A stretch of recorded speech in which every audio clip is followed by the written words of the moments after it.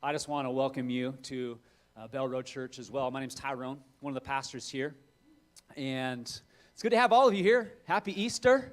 What a great day this is. And if you're a guest, welcome again. Just so honored that you would be here with us and love that you're here. What we're all about here at Bell Road Church is just loving people, living like Jesus, and leading others to Him. That's really the mission of our church. That's the focus, the aim. We're all about Jesus here at this church.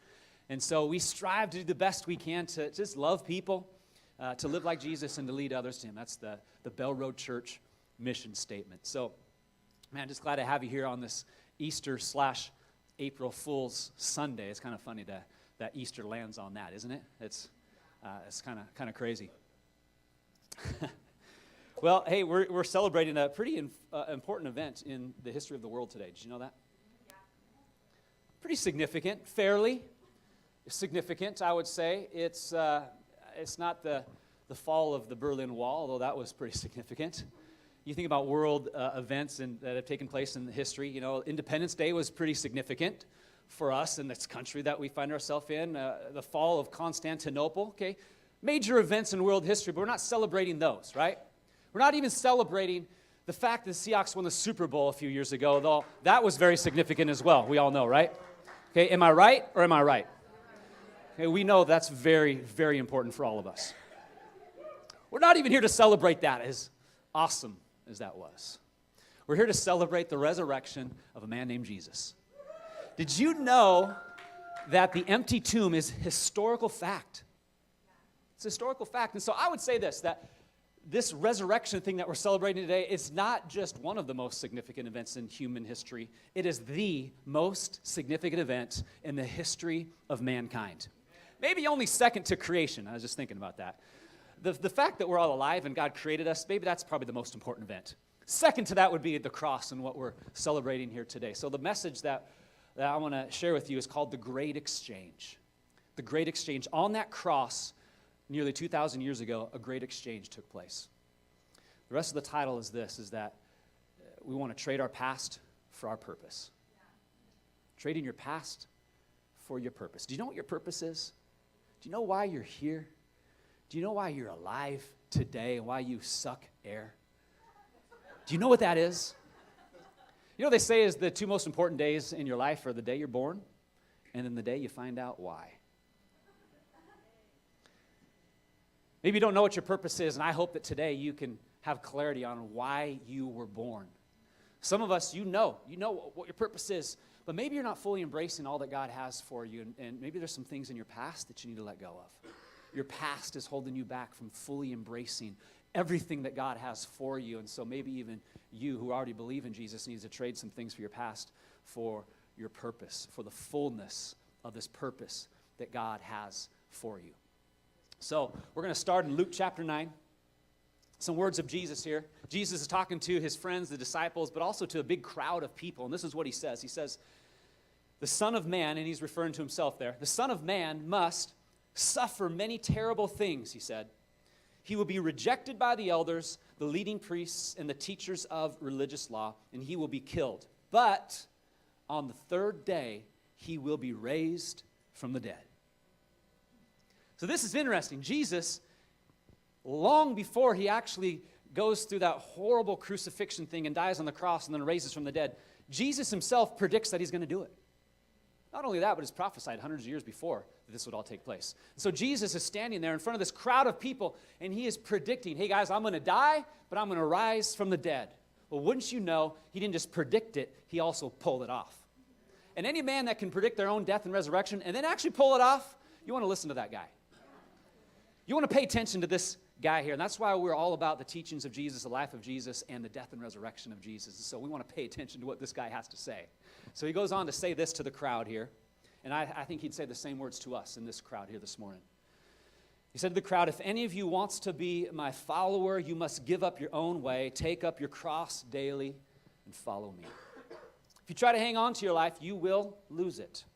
But if you give up your life for my sake, you will save it. And what do you benefit if you gain the whole world but are yourself lost or destroyed? Will you join me in prayer right now? Let's pray. Lord, just so thankful for this day and another day that you've given every single one of us here to enjoy, to live, and to experience. We're so thankful for that, Lord, and we're so thankful what we get to celebrate here today. The fact that you are a God who's alive, that we're not just in some empty man-made religion. We are in a relationship and experiencing the fact that the one who created us loves us and is alive. And so, God, I pray that the fact that you're alive and that your love is greater than anything we could ever experience, I pray that those truths would penetrate our hearts today. Maybe for some of us, for the first time, we're going to realize how real you are. And so, God, I pray that you would speak, that you would move, and that you do what only you can do, and that is change our life from the inside out. Lord, I pray that these next few moments would be some of the most important and most significant moments of some people's lives. I pray that these next few moments would change people's lives, not just for the rest of their life, but for eternity. In Jesus' name I pray. Amen.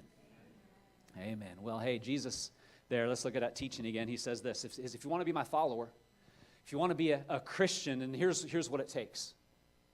He says basically you got to commit your life to me. And he's saying, hey, you got to let go of your own way of living. Now, we all have ideas and plans that we think we should, decisions we think we should make. We have a way we think we should live. And Jesus is saying, hey, you got to kind of let go of that. Die to yourself and your selfishness and your selfish desires and live for me. Now, something amazing happens when we do that. When we die to ourselves and our plans and we trust Jesus with his plans, we discover that his plans are way better than ours. And the reason is because, man, he thought up this whole life thing. He created us, and so he knows what really is best for us. And so we've got to die to ourselves and say, Jesus, I'm going to trust you with my life and with my future. And so Jesus is saying you got to commit yourself to me if you want to be a follower. And he says, take up your cross. Take up your cross. So that's part of the commitment. And every single one of us is called to carry a cross. Now, underneath your chair, every single one of you has a cross. I'd love for you to grab that right now. There's a little black cross. Hopefully you can see it. If your eyes are a little bit seasoned, then you might have trouble seeing that. But everybody grab that little cross right now. It's very hard to see in the shadow. It's black, so that's why. So I'd love for you to hold on to that cross throughout the duration of this message, because I'm going to refer to it a couple of times. As we talk about what this means, what does it mean for you and I to take up our cross? What did Jesus mean by that? But we're all called to do it. Now, how many of you would say, just a quick question for you, how many of you would say, you've made some decisions in your life that you regret? Anybody? You want to be willing to be honest here? Okay, we all could raise our hand, right? I mean, they say there's no such thing as a dumb question. Maybe that's a dumb question, because we've all made decisions we regret. We wish we wouldn't have made. Man, I'm telling you, I could stand up here for days and share with you decisions that I regret, that I should not have made, things that I've said that I wish I would have never said. Anyone with me? You feeling me? Especially as a public communicator, I'm telling you, there's things that I've said that come out of my mouth in front of people, in front of crowds of people, like, oh, Lord, where did that come from? Why did I say that? Things I didn't even realize I said. People come up to me afterwards and said, like, do you know what you said today? No, what do you mean?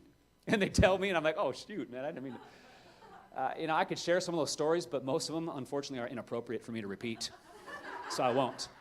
They're that embarrassing and kind of shameful at times. But we all have stories we could share, right, of things we've done that we regret. One time I was on the phone, and I was talking to a lady, another pastor I was working with, and I told her I loved her on the phone. And as soon as the words came out of my mouth, I'm like, oh, shoot, I hope she didn't say it, hear that. Because it's one of the things that me and Amy do, like when we end our phone conversations, it's always, okay, I love you, bye. Well, in the habit of that, I said, okay, I love you, bye to somebody else's wife. And I'm like, oh, no. Well, wouldn't you know, she caught it, and she asked me about it later on. I was so embarrassed. I'm like, oh, man, I was hoping you didn't hear me say that. And so I got to explain to her why I said that, and I was distracted. Anyways, we have regrets, right? Some of them can be laughable like that, but honestly, some of them can be pretty painful. They're not so laughable. Maybe there's some regrets in your life that you still carry the weight of. And they're painful. They're hurtful. And what I've learned is that regret can grow into this thing called shame. We just carry around shame. There's really two paths you and I can go on when we make a decision that we regret. One is we could go to God, we can ask for forgiveness, and we can receive his love and his grace in our life.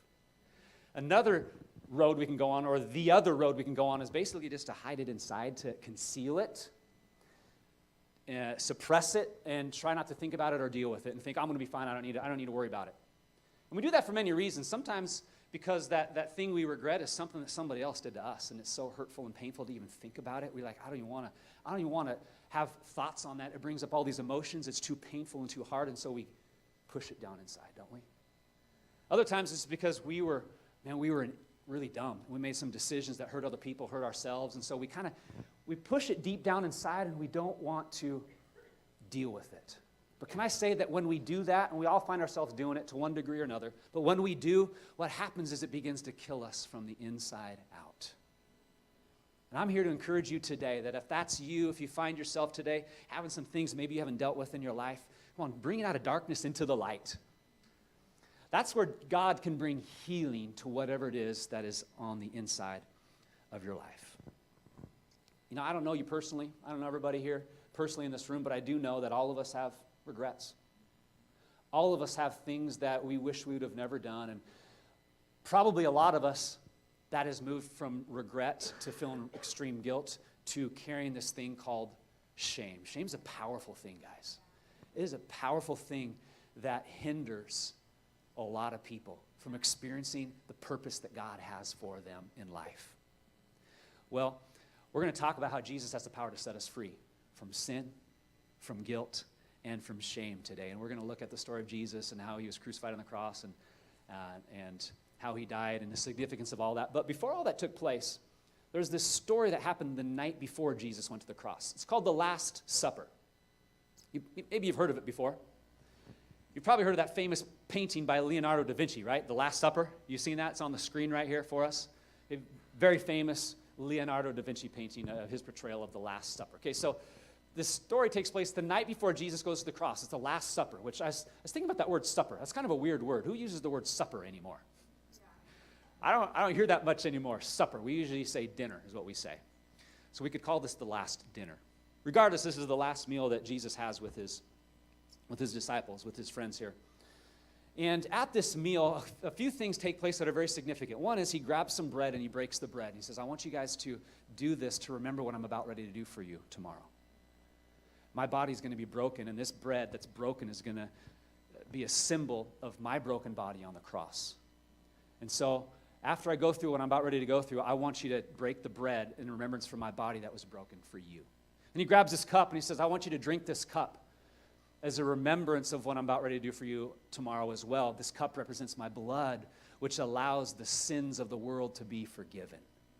And so he institutes this thing called communion. We call that communion, where we take the bread and we take the cup and we remember what Jesus did for us personally on that cross. So his disciples kept doing that throughout the years, and followers throughout the centuries continue to do that. In fact, we'll do that today. We'll have communion at the end of the service because we just love to end our Sunday gatherings by going to the communion table and saying, thank you, Jesus, again today, this week, for what you did for me on the cross. So I have a moment for that at the end of the service.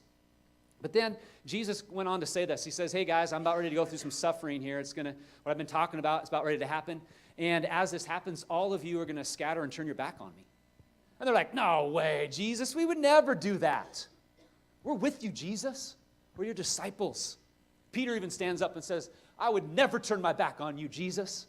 These guys might. I could see them doing it, but not me. I would never do that. Jesus, I would die for you if I have to. I mean, this is Peter standing up saying this, and Jesus says, Peter, before the rooster crows in the morning, you're going to deny me publicly 3 times. Well, unfortunately, that does happen. Peter denies Jesus publicly 3 times. The very thing that Peter said he would never do, just hours later, he did it. Man, can anybody identify with that? Just hours later. And the Bible says that he ran away and wept bitterly. He was full of regret in that moment. Well, the truth is all the disciples scattered. They all turned their back on Jesus, especially Judas. Judas is the one who betrayed him. You know, the betrayer who led the religious authorities to find Jesus so that Jesus could be arrested, and betrayed him with a kiss. That was the sign that this is the man to arrest. And that led to Jesus' trial and ultimately the crucifixion and the death. And so through that, Judas also struggled with major, major regret.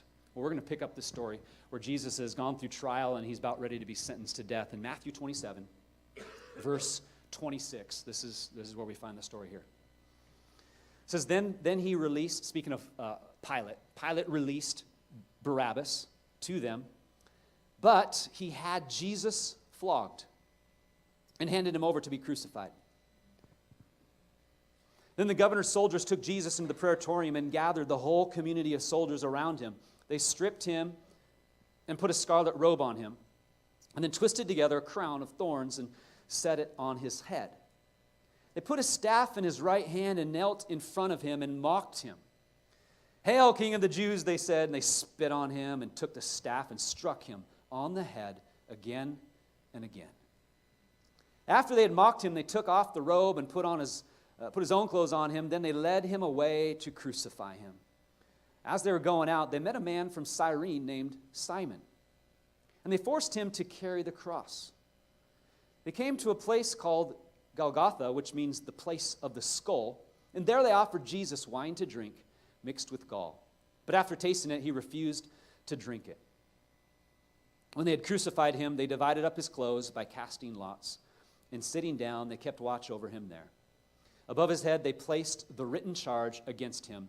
"This is Jesus, King of the Jews." Let's stop right there. Okay, I don't know if you've studied the crucifixion experience and all that people went through when they were crucified publicly, but it is a horrific thing. What they had to go through, it's said to be like the worst form of capital punishment ever in the history of mankind. So we won't go into the details of it, but you can even just reading that part right there, you can realize Jesus went through some tough stuff. In fact, a lot of people didn't even make it to the crucifixion part because they died from the beatings. They just bled out to death from all the beatings before the cross. Now, when people were crucified, they often would have to carry their own cross through the streets in front of the people in town, and that was part of the humiliation and the shame of this event. Not only are we going to beat you, flog you, whip you, do all this horrible things, but now you're going to have to carry your own cross, and usually it was just that cross beam, that cross part of the cross. And they would carry that through the streets in front of everybody. What a humiliating thing. And they would basically carry that to the place where they'd be executed publicly. They'd be nailed to that cross. They're naked, hanging in front of the whole world as they died on a cross. Well, Jesus is going through this experience. He's carrying his cross through the streets. And it's interesting, as you read this story, there's one sentence that kind of interrupts the narrative of this story. Jesus is getting beat, he's getting flogged, all this stuff's going on, he's carrying his cross, and then all of a sudden, we see this guy named Simon step into the story. And Simon is forced to carry Jesus' cross. So for whatever reason, Simon has to help Jesus carry his cross all the rest of the way to Golgotha. But if you think about that, was that really Jesus' cross that Simon was carrying? Did that cross really belong to Jesus? I mean, think about this. Jesus was perfect. He never sinned, lived a perfect life. This cross, actually, it belonged to Simon, didn't it? Simon actually picked up his own cross. And then he walked with Jesus to Jesus' death, maybe not even realize that Simon was about ready to be able to avoid his own death because of Jesus' death. That cross actually belonged to Simon all along. It was Simon's cross. It was also the cross. The cross also belonged to the soldier that gave Jesus that cross. And all those Roman soldiers that were beating and mocking Jesus in that moment. That cross also belonged to Pilate, who sentenced Jesus to death. That cross also belonged to the crowd that was yelling, "Crucify Jesus," and watched him as he went through this whole horrible experience. That cross, can I say, also belonged to the disciples who were all scattered in this moment. And can I add that cross belonged to you and me as well? It wasn't Jesus' cross. It was our cross. It belonged to us. And Peter tells us this in 1 Peter 2. He says, "He himself bore our sins in his body on the tree," meaning the cross. Jesus took our sins into his body, carried those while he hung there on that cross. And so, Simon, he's not an innocent bystander in this story. In fact, I'd say there is no innocent bystanders or random people that happen to be a part of the execution of this innocent man. They were all responsible for Jesus' death because we're all responsible for Jesus' death. In fact, I would say that every person that has walked on the face of the earth is all responsible for the death of Jesus. All except for one, except for him. That cross wasn't his. It was ours. See, on that cross, on that hill called Golgotha, nearly 2,000 years ago, a great exchange took place for you and me. Simon should have been the one that actually got up on that cross and died, right? But Jesus took that cross back from him. There was an exchange that happened again, and Jesus got up onto Simon's cross and died for him. I would say the cross shows us the greatest exchange that the world has ever seen. Because on that cross, Jesus took all sin for all time. He took your sin, your guilt, your death, and your shame on that cross. And in exchange, he offers life and freedom and forgiveness. And why did he do that? Why on earth would somebody do that? Well, it shows us his incredible, his intense, I would say radical love. Man, you want to read a good love story? Read the crucifixion of Jesus. That's the most powerful love story that you and I could ever read right there. So let's keep reading on here. Jump down to verse 45. It says this, from the 6th hour until the 9th hour, darkness came over the land. About the 9th hour, Jesus cried out in a loud voice, Eloi, Eloi, lama sabachthani, which means, my God, why have you forsaken me? Because in this moment, the sins of the world come on Jesus, and God the Father has to really turn his back. When some of those standing there heard this, they said, he's calling Elijah. Immediately, one of them ran and got a sponge. He filled it with wine vinegar, put it on a stick, and offered it to Jesus to drink. And the rest said, now leave him alone. Let's see if Elijah comes to save him. And when Jesus had cried out again in a loud voice, he gave up his spirit. At that moment, the curtain of the temple was torn in two from top to bottom. Just sang about that a few moments ago. Man, the Spirit, the presence of God, the Holy Spirit literally was in one location for all those ages. And now the Holy Spirit was about ready to be unleashed on the whole world as that veil ripped in the temple. It says the earth shook and the rocks split. The tombs broke open, and the bodies of many holy people who had died were raised to life. They came out of the tombs, and after Jesus' resurrection, they went into the holy city and appeared to many people. When the centurion and those with him who were guarding Jesus saw the earthquake and all that had happened, they were terrified and exclaimed, surely he was the Son of God. And you and I would probably say the same thing too if we saw that stuff take place. Like, this is not a normal execution right here. This man perhaps was who he said he was. Now, it's said that an average person could actually last on the cross for 2 days before they died. 2 days. Which is why they oftentimes would go and break their legs to kind of help expedite the process of this. But for Jesus, he only lasted a few hours.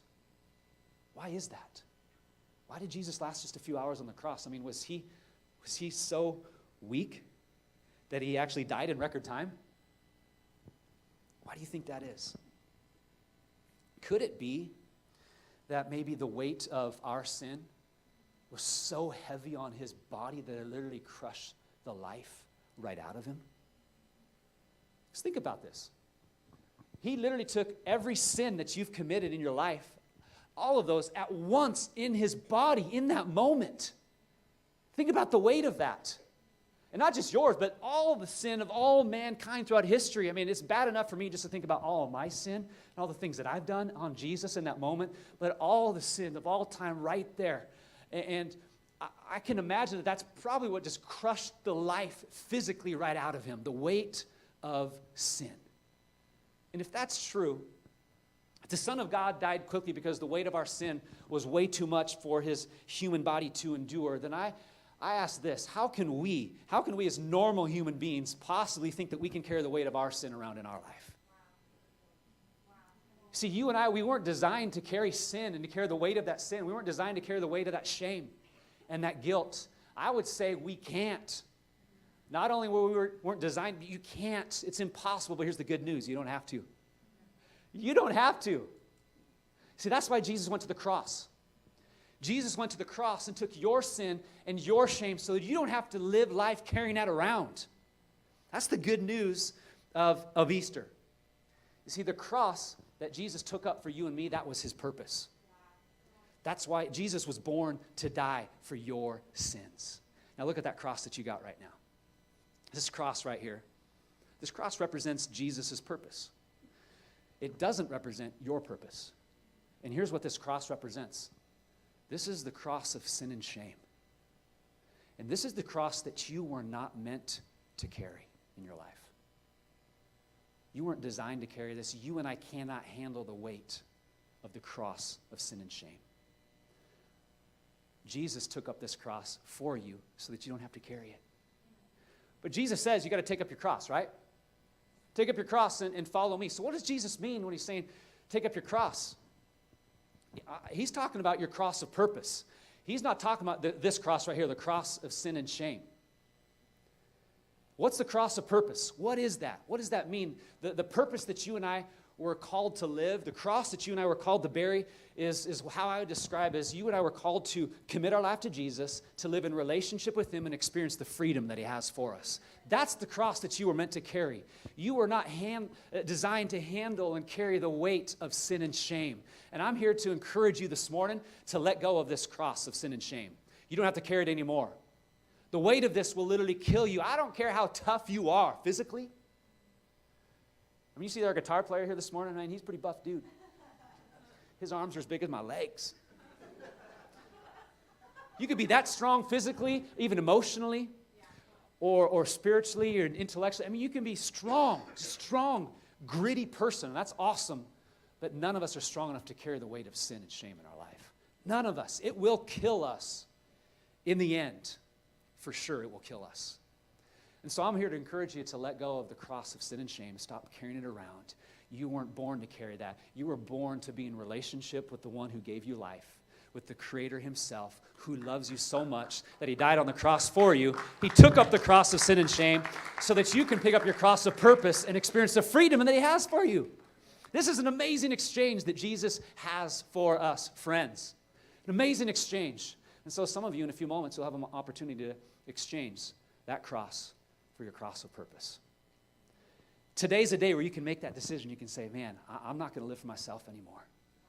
I'm not going to carry the weight of this junk in my life anymore. I'm letting go of my past and I'm trading it for my purpose. So remember Jesus' words in Luke 9. He said, if you try to hang on to your life, you will lose it. But if you give up your life for my sake, you will save it. So again, what he's saying is, hey, you've got to let go of your sin, let go of your past, and you've got to not go just your way in life, but really trust Jesus with your life and trust his path and his direction for you. You commit your life to him, and here's the good news. You find out that it's way better than the path that you would have made. It won't be perfect. It won't be easy because we live in a fallen, broken world. Kind of stinks, but someday it will be perfect. And so you commit your life to Jesus now. And not only does he change your life, not only can you experience the freedom and the forgiveness that he has for you now, but you can be with him forever in eternity. And I look forward to that day. But for some of us, there's this thing called shame that I think is holding many of us back. It's a barrier in our life. There could be other things that are barriers for us. Maybe it's apathy for some of us. You know, this whole committing your life to Jesus isn't really a big deal, Tyrone. It's not that important. Maybe for you it's a belief issue. I don't really believe in this Jesus in church thing. And that would make sense. If you don't believe in it, you're not going to commit your life to it. And I respect that. We're so glad that you're here. In fact, we'd love to have you keep coming around and just explore this Jesus thing. But for many of us, can I just say that shame is a powerful thing. It is a barrier in our life. And it is hindering you from experiencing the fullness that God has for you. What is shame? It's worse than guilt, I would say. Shame is, this is how I would define it. It's a painful feeling that's a mix of regret, self-hate, and dishonor. I might add that it's pretty much the worst feeling that we could experience on earth when we're fully carrying the weight of shame. And maybe that's you here this morning. You're carrying that weight. Maybe you don't realize it, but I think in the next few moments, God's going to begin to speak to you and begin to show you there's things you're carrying around that you can let go. You don't have to carry them. You weren't born to carry those. Jesus took that shame for you on the cross. but it takes some courage. It takes some boldness, and I want to encourage you to be honest with yourself. Go this journey on the inside and be honest, be real. Maybe confront some things in your life that you haven't confronted in a long time. Maybe there's some secrets, some deep secrets in your life that you need to deal with. You know those dark secrets that we don't want anybody to know about? You know what I'm talking about? And think about this. What if I were to put on the screen in front of everybody here in these next few moments your darkest, deepest secrets in life? How would that feel? It's not a happy thought, I know. But go with me here. You'd feel pretty shamed, wouldn't you? You'd feel ashamed, not to mention you'd probably be ticked. You'd be really mad at me or whoever's responsible for doing that, right? But it'd be a pretty shameful experience because we don't want anyone to know about the deepest, darkest secrets of our life. But here's what I want you to know, is there's a God who made you, who loves you, who cares about you, and he knows all those things about you, and he still loves you. And I would even add this, he actually likes you too. And in his incredible love, he took all that to the cross so you don't have to carry it anymore. You can let it go here this morning and experience the freedom that he has for you. And you know what shame will do to us? It'll take us further than we ever wanted to go. It'll keep us longer than we ever wanted to stay, and it'll cost us more than we ever wanted to pay. I felt strongly about addressing this issue of shame here this morning as I was praying and thinking ahead to this morning, months ago. I felt like God was saying way too many people are carrying shame. And I want you to tell people that I took that on the cross for them so they don't have to carry it. Even some of you who are believers, there's things in your life that you're still holding on that you're ashamed of. And today's a day of freedom for you as well. It's the message of the cross. It's freedom. It's forgiveness. And I want to encourage you today to confront those issues in your life, whatever it is. Can I just say it's better to confess than to get caught? Now, thankfully, God's grace is on the other side of both of those instances. God's grace is there for you if you confess or get caught. That's a power of his grace. But it's still better to confess than it is to get caught. And so maybe today is a day for you to confess. Be honest with yourself first, with God who already knows, and begin this process of experiencing the healing and the freedom and the forgiveness that he has for you. I want to show you a movie trailer right now to a movie called The Heart of Man. It's a cool movie that came out last fall. It's a modern-day portrayal of the prodigal story. And I want to show it to you for two reasons. One, it really speaks directly to this topic of shame. As I came across this, I was just blown away, like, wow, this is it. So it hits this topic of shame, but also I want to show it to you because a week from tomorrow, when we launch Monday Men, that life group, we're going to watch this movie right here in the sanctuary, okay? So men, if you're here with us, you want to join us a week from tomorrow night, on Monday night, we're going to have a movie night, guys only. Ladies, we love you, but it's for men only. So as all the life groups start up, and again, you can sign up on your connection card for all of these. There's a number corresponding with the number that's in that little flyer that's in your program for these life groups. Men, if you want to join us, we'd love to have you. Even if you're part of another life group, come and join us for the movie night a week from tomorrow as we watch this movie. So we're going to watch that in a week, but I want you to watch the trailer right now.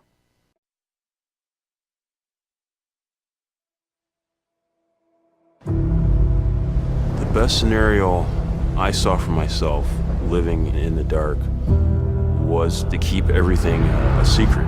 Because if I kept everything a secret, no one would get hurt.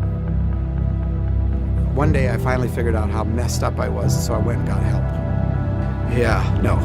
Some of us are too broken to even think that far outside of ourselves. So a lot of us have to get caught in one way or the other. And that is a great and terrifying grace. It was like taking a drug. There was this unbelievable guilt and shame and associated with it, but at the same time I felt this high. I feel this sense that something is uniquely wrong with me.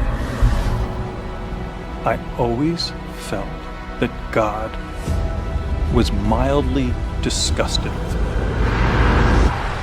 Hearing that he loves me didn't really resonate because it's like when it's all said and done, he's still gonna judge me. Man, no matter what you did to clean yourself up, to look good, to play the right parts, to say the right things, shame was always there to tell you that you're bad. And when you're bad, God doesn't love you. He doesn't want to have anything to do with you. You have to earn that love. Shame is that thing that drives my compulsive behavior. I was a slave to it. That's when it clicked. Lust is desire gone mad. So every man, every woman struggles with lust. Eventually we begin to face it's an addiction. It's going to kill us.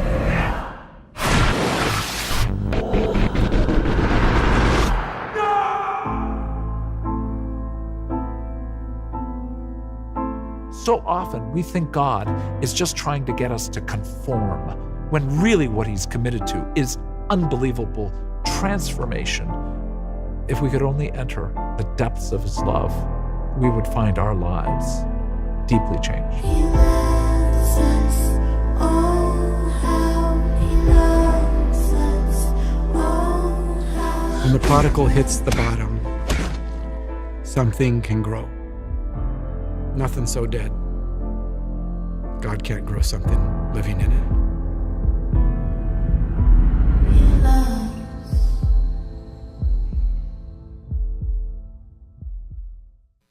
Did you see that line? What if shame was a bridge and not a barrier? And that's a powerful line. What if shame was a bridge this morning? A bridge to God, a bridge to freedom. What if God actually used the weight of our sin to lead us to him, to realize that we need him? And for so long, maybe it's been a barrier to you. It's been a barrier from God. It's held you captive and kept you away from God, but today it's going to be a bridge. You're going to find freedom, wholeness, forgiveness, and you're going to step into your purpose in life and discover why you were born. Well, you remember our friends Peter and Judas from the beginning? They both turned their back on Jesus, right? Just like all the disciples did. Something interesting happens that I can contrast between the two of those. Well, both were full of regret. Both were feeling intense remorse for what they did. Judas couldn't handle it. Man, he actually got money for handing over Jesus. He got bought out. And here's someone who had walked with Jesus, been a friend with Jesus. Judas had performed miracles, healed people, cast demons out, done this, seen all of this. And yet he betrays Jesus and gets some money, and he realized, I shouldn't have done this. And he could not handle the regret. The regret just grew. Guilt, shame grew in him, and you know that he struggled with that because he ended up taking his own life. Couldn't handle it. Committed suicide. We contrast that with Peter, who also turned his back on Jesus and did something he said he would never do just hours later. Struggling with guilt, he's crying, he's weeping. Sticks around though, he's struggling, and once you know, Jesus comes to him and has a conversation with him. Man, I just wish that Judas had stuck around long enough for him to have a conversation with Jesus. Do you know that Jesus would have done the same thing to Judas that he did to Peter? Same thing. John chapter 21 portrays this powerful story of Jesus and this conversation with Peter. It's one of my favorite chapters in all of Scripture. And Jesus looks at Peter, and here's how the conversation could have gone. Hey, Peter, I told you so. Huh? Come on, who was right? Tell me, who was right? That's right, let me hear you say it. Jesus, you were right. Come on, say it in the word. I want to hear the words out of your mouth. Jesus, you were right. Jesus, you were right. I was wrong. Come on. You're the one who said, I will never leave you. I will never turn my back on. I will die with you, right? But I said, no, you're going to do this. And you said, no, I would never do that. I would die, And who was right? That's right. Shame on you, Peter. Shame on you. Jesus doesn't say anything like that. Thankfully, because that's not the God that we serve. He's not the God that would say shame on you. He's saying I went to the cross to say shame off you. And so he looks at Peter and he says, man, here's all that really matters, Peter. Do you love me? Peter's struggling. I'm sure realizing that, man, he stuck his foot in his mouth and did what he said he would never do. Come on, this moment we can all identify. We've all made decisions we regret, we wish we'd have never, ever made. Maybe even worse in comparison to what Peter did. He's struggling, and Jesus, this is called the restoration of Peter. Jesus restores Peter back into his purpose and his calling. He says, and basically gives him grace and shows him his love and says, now go do what I've called you to do. What an amazing, profound, powerful picture of the grace and the love of God.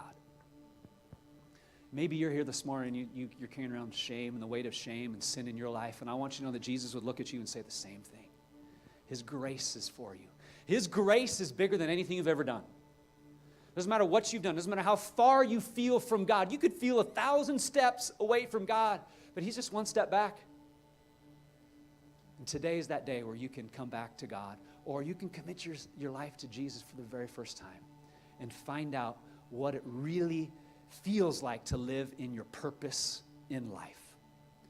So my encouragement to you is to let go of that cross of sin and shame. Don't carry it anymore and exchange it for your cross of purpose. Commit your life to Jesus, step into that relationship with him, and experience the freedom that he has for you. Why don't you stand to your feet right now? We're going to pray. I'd like to invite you to pray with me. Lord, we just come to you right now, and again, just so thankful for today, another day that you've given us to live and experience life. And God, I pray that over the next few moments that, that you just meet us in a powerful way. Lord, I pray that the message of the cross would again today do what is done throughout the centuries, and that is change people's lives and sets them free. Lord, let freedom reign in this place. Let freedom reign in our hearts, I pray, over these next few moments. And I just pray for some of my friends here that maybe need to make this decision. They need to maybe come clean with some things in their life they've never dealt with. They need to ask for forgiveness and give them the courage to be honest with themselves and to come to the point where they realize they need you. Jesus, we all need you.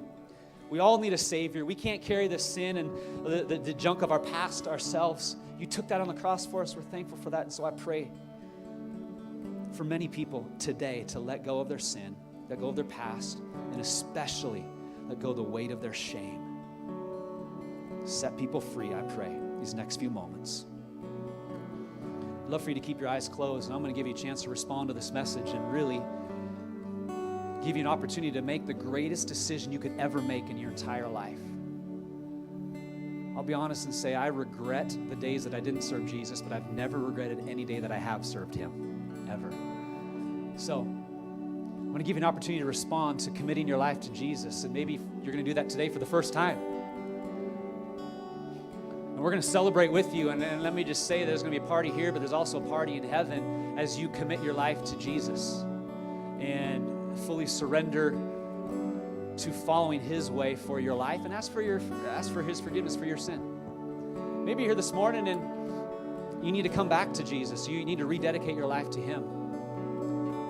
Maybe you've done some shameful things and you feel like there's no way I could come back, but I want you to know that his grace is bigger than your shame. His love is more powerful than anything you've done. Come to him today. What I'm going to do is I'm just going to count to 3. And if that's you, you say, Tyrone, that's me. Today's my day. I need to commit my life or recommit my life to Jesus. I'll just ask that you lift up your hand when I get to 3. And we're going to pray a prayer together. I'll kind of lead you in that prayer.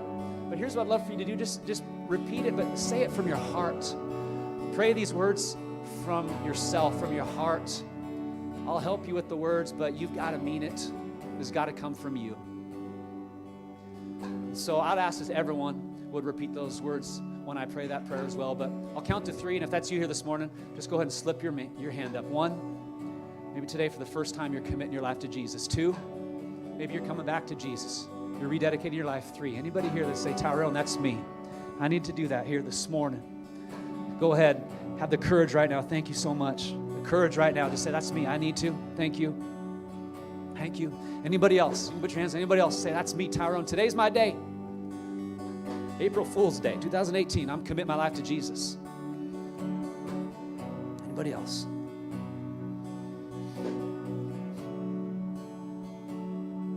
All right, here's what we're going to do. We're going to pray a prayer, and I'd like all of you to repeat this prayer after me. So let's all say this and mean this from our hearts. Say, Lord Jesus, I realize that I've sinned, and I need your forgiveness. Thank you for taking my sin on the cross, taking the place that I deserved. I want to live for you. I want to have a relationship with you. So I ask that you'd forgive me of all my sin. And I ask that you would set me free from the weight of my sin and shame. I want to follow you and take up my cross of purpose and live for you for the rest of my life. In Jesus' name.